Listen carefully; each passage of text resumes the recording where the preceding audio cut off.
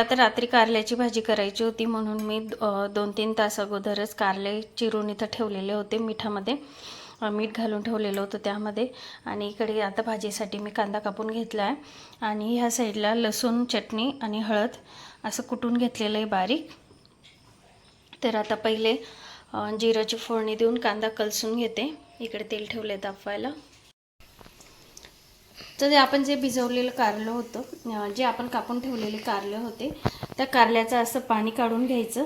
हे असं पाणी निघतं, त्याचा तो कडवटपणा आहे तो निघून जातो कारल्यामधून.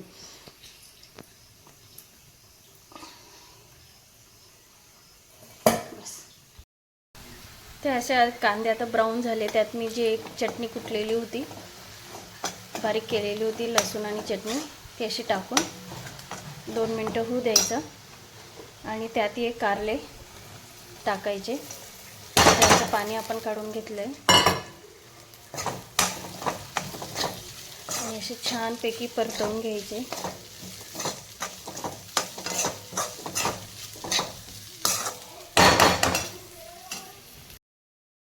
सांगा आता. रेड नसतं का? हे बघा आता राजवीरने हे काढलंय. हे काय? पायनॅपल. हा, म्हणजे अननस. ओके. आता तो मला विचारतोय हे काय.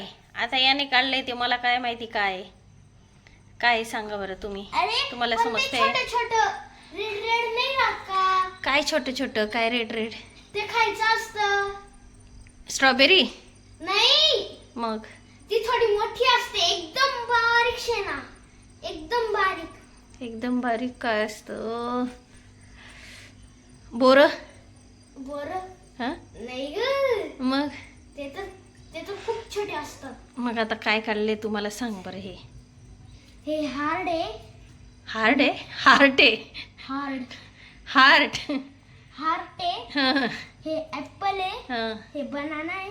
हे पाइनएप्पल आहे. आणि आता हे काय? आणि हे ते छोटं छोटं आहे. ते रेड रेड आहे.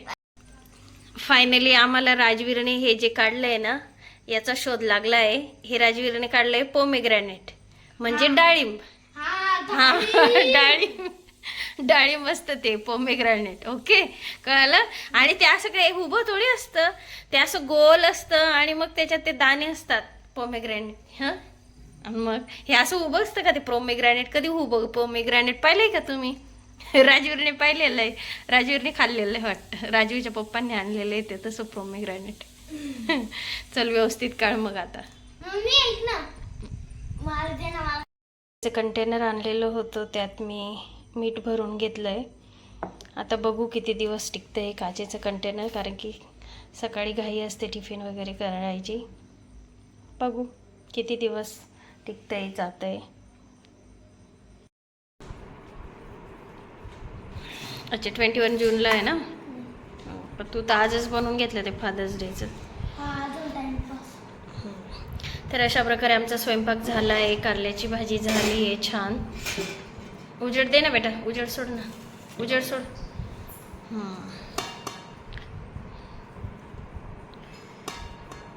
इकडे कारल्याची भाजी, इकडे केलंय कैरीचं लोणचं, पापड. ओके, तर चला मग जेवण करून घेऊ. जेवायचं ना? तर अशा प्रकारे आजचा दिवस आमचा छान गेलेला आहे. आणि संध्याकाळीच मी थोडंसं शूट केलं आणि ते तुम्हाला दाखवले. तर आता जेवण वगैरे झालं, सर्व आवरलं गेलं वगैरे, भांडे वगैरे घासले. आणि दुपारी झालं असं, राजवीरने स्टेटस बघितलं कोणाचं तरी फादर्स डेचं, आणि राजवीरने ग्रीटिंग बनवायला सुरुवात केली. आणि फादर्स डे 21 जूनला आहे, तर त्याने हे ग्रीटिंग पण बनवलं. तर तुम्ही बघून घ्या त्याचं फादर्स डेचं ग्रीटिंग. तो आजच देतोय त्याच्या पप्पांना. तर म्हटलं देऊन दे, मग बनवू आपण नंतर 21 जूनला परत. दाखव दुसरं अजून कसं केलं आहे. छान केलं आहे. मस्त केलं राजवीर. दाखव काय लिहिलं आहे, रीड करून दाखव. I love you dad. My father's day, my best dad. My father my best dad. Okay, my father best dad. Okay, very good. आणि इथं काय लिहिलंय, इथं पण रीड करून दाखव. इथं लिहिलंय happy Father's Day. I love you dad. Thank you for everything. Okay, तर हे असं छान सर राजवीरने ग्रीटिंग बनवलेलं आहे त्याच्या पप्पांसाठी. आणि उद्या आपण कुठे जाणार आहेत, आपण एका खास ठिकाणी जाणार आहेत उद्या. ओके, तर उद्याच्या ब्लॉगमध्ये तुम्हाला सांगू. आणि हा ब्लॉग शेवटपर्यंत बघत राहा. आणि तुम्हाला आमचा ब्लॉग आवडला असेल तर लाईक करा, शेअर करा, कमेंट करा आणि सबस्क्राईब करायला विसरू नका. बाय.